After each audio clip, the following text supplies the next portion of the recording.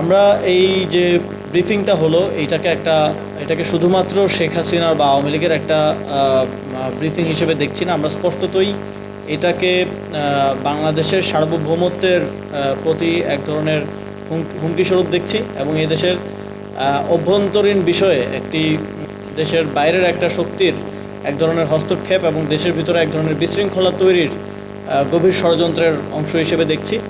এবং আমরা দেখছি যে ভারত সরকার শেখ হাসিনাকে এখানে দাবার গুটি হিসেবে এবং টুল হিসেবে ব্যবহার করছে বাংলাদেশের যেই অভ্যন্তরীণ শৃঙ্খলা এবং গণতান্ত্রিক পরিবেশ আছে এটাকে বিনষ্ট করার জন্য। এবং স্পষ্টভাবে আপনারা জানেন যে প্রায় 2 বছর ধরে শেখ হাসিনা ভারতে আছেন। খুব রিসেন্টলি যখন বাংলাদেশের বর্তমান প্রধানমন্ত্রী চায়না সফর করলেন, তারপরে আমরা দেখলাম যে তিনি প্রথমবারের মতো রয়টার্সকে সাক্ষাৎকার দিলেন। এর আগে তিনি কোনো ফর্মাল সাক্ষাৎকার দিতে পারেন নাই। এবং গতকালকে আমরা প্রথমে যদিও শুনেছিলাম যে তিনি ব্যক্তিগতভাবে আসবেন, পরে শুনলাম অনলাইনে আসবেন, তারপরে আমরা দেখলাম যে চেহারাও দেখানো হলো না, ভয়েস আসলো। এখন ভয়েস কি আসলে মানে যখন কেউ পার্সোনালি অ্যাপেয়ার করছে না এবং ভিডিওতেও আসছে না, তখন তো সন্দেহ জাগেই যে আসলে কি বেঁচে আছে নাকি মারা গেছে, নাকি ওইটা এআই জেনারেটেড অডিও।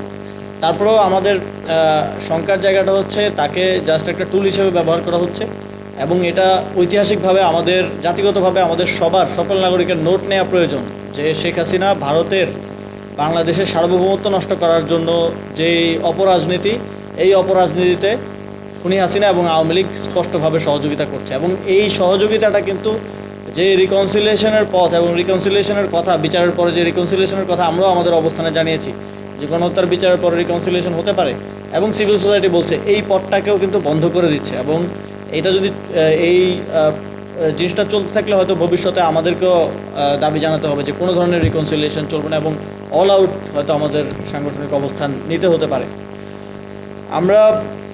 গতকালকে আমরা আরেকটা বিষয় লক্ষ্য করলাম যে বহুল আলোচিত বিষয়, এবং এটা আমার সাথেও সম্পৃক্ত, যে সাকিব আল হাসান, তাকেও আমরা দেখলাম স্পষ্টভাবে তিনি সেই সম্মেলনে অংশগ্রহণ করেছেন। এবং আই থিঙ্ক এটা নিয়ে অনেক ডিবেট, অনেক কিছু ছিল। আই থিঙ্ক যে গতকালকে ঘটনার পরে অ্যাটলিস্ট একটা পর্যায়ে ডিবেটের অবসানটা হয়েছে, এবং এটা আমি তখনই বুঝতে পেরেছিলাম। এরপরও আমি দেখেছি যে বিসিবির অনেক কর্তারাই তার সাথে যোগাযোগ করেছেন, তারা আশা করেছিলেন তিনি হয়তো ভালো হয়ে যাবেন। আসলে তিনি যখন কথা বলেন পার্সোনালি, তখন তিনি এইভাবেই কথা বলেন যে শেখ হাসিনা তাকে জোর করেছিল, তিনি অসহায় ছিলেন, এবং তিনি কনভিন্স করার চেষ্টা করেন এইসব মিথ্যা কথাবার্তা বলে। কিন্তু আসলে তিনি ওতপ্রোতভাবে এই গণহত্যাকারীদের সাথে জড়িত এবং সামনের দিনেও জড়িত থাকার ইন্টেনশন রাখেন, এটা ক্লিয়ারলি বোঝা গেছে।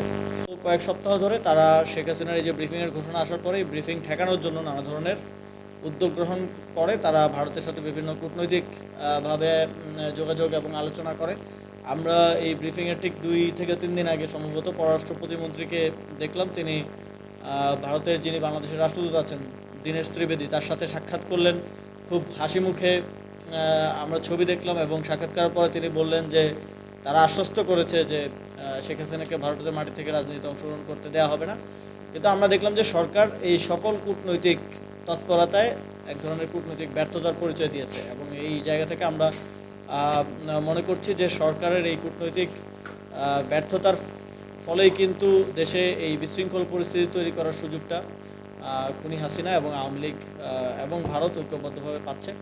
আমরা আশা করব সামনের দিনগুলোতে সরকার কূটনৈতিক এই কার্যক্রমের মাধ্যমে তাকে আর কোনো ধরনের রাজনৈতিক কর্মকাণ্ডে যেন ভারত সরকার অংশগ্রহণ করতে না দেয় সেটা নিশ্চিত করবে, এবং একই সাথে তাকে বাংলাদেশে ফিরে আনার বিষয়ে আরও বেশি তৎপর ভূমিকা পালন করবে।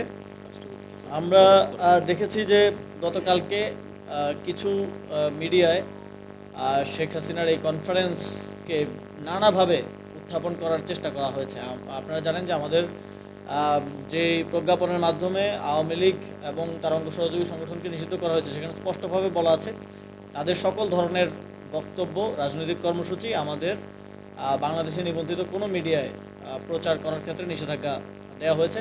কিন্তু তারপরেও আমরা খুব শঙ্কার সাথে লক্ষ্য করলাম কিছু মিডিয়ায় এই বিষয়গুলো বিভিন্নভাবে প্রচার করা হয়েছে, ওপিনিয়ন আকারে বা অন্যান্য বিভিন্নভাবে প্রচার করার একটা অপচেষ্টা করা হয়েছে। এটা আমরা মনে করি যে তথ্য ও সম্প্রচার মন্ত্রণালয়ের একটা ব্যর্থতা, কারণ বাংলাদেশে পরিচালিত সকল মিডিয়াই তথ্য সম্প্রচার মন্ত্রণালয়ে নিবন্ধিত। তো এই নিবন্ধিত মিডিয়া কেন একটা আইন ভঙ্গ করলো এবং সরকার এই বিষয়ে কেন কোনো ব্যবস্থা নিচ্ছে না, এটাও আমাদের কাছে স্পষ্ট নয়। আমরা আহ্বান জানাবো যে সরকার এক্ষেত্রে আরও সোচ্চার ভূমিকা পালন করবে এবং যেই আইন অনুযায়ী আওয়ামী লীগের কার্যক্রম নিষিদ্ধ আছে সেটাকে আরও বলবৎ করবে।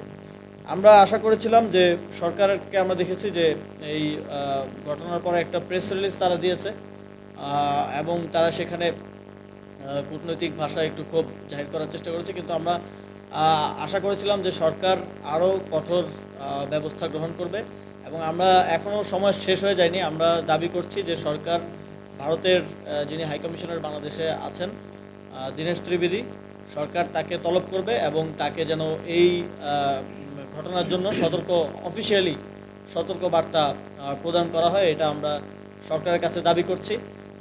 এবং আমরা আশা করছি যে বর্তমান সরকার কিন্তু জুলাই গণঅভ্যুত্থানের একটা ফসল। ওনারা বারবার বলেন যে জুলাই গণঅভ্যুত্থানের ফলে শুধুমাত্র ছাত্রনেতারাই উপকৃত হয়েছেন, কিন্তু আজকে জুলাই গণঅভ্যুত্থান না হলে আজকে বিএনপির সরকার গঠন হওয়ারও কোনো প্রেক্ষাপট রচিত হতো না, কোনো নির্বাচনও এখানে হতো না।